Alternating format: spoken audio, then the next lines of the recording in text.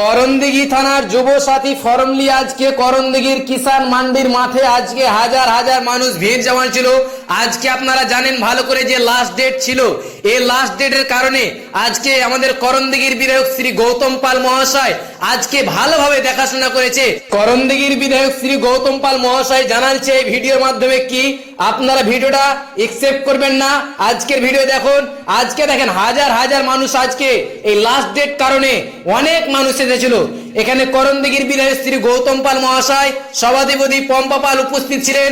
এই ভিডিওর মাধ্যমে শ্রী গৌতম পাল মহাশয় কি বলছে জেনে নিন। মাননীয় মুখ্যমন্ত্রী মমতা বন্দ্যোপাধ্যায়ের যে উদ্যোগে যে বেকার যুবতীদের জন্য যে 21 থেকে 40 বছর পর্যন্ত যে যুবসাথী প্রকল্পে ফর্ম রেজিস্ট্রেশন করার আজকে শেষ দিন ছিল 26শে ফেব্রুয়ারি।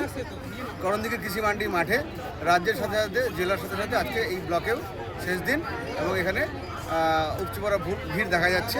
তার সঙ্গে সঙ্গে যারা কৃষক বন্ধু পাচ্ছে তাদের এবং যাদের জমি নেই, যারা কৃষক বন্ধু পাচ্ছে না, তাদের জন্য ভূমিহীন ক্ষেত মজদুরদের জন্য যে প্রকল্প দুইবারে 2000 করে 4000 টাকার যে অনুদানের জন্য যে মুখ্যমন্ত্রী উদ্যোগ নিয়েছেন, তারও আজকে ফর্ম রেজিস্ট্রেশনের শেষ দিন।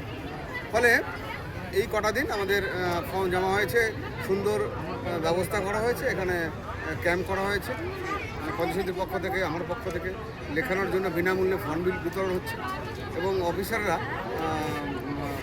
পরিশ্রম করে ফর্মগুলো জমা নিচ্ছে, অনেক লম্বা লাইন করছে।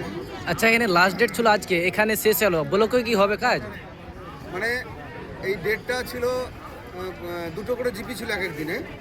আজকে তারপরে এক একটা জেলা পরিষদ ধরা হয়েছিল, তারপরে আজকে শেষ ইন্টেরিয়র পুরো ব্লকটাই আজকে ছিল।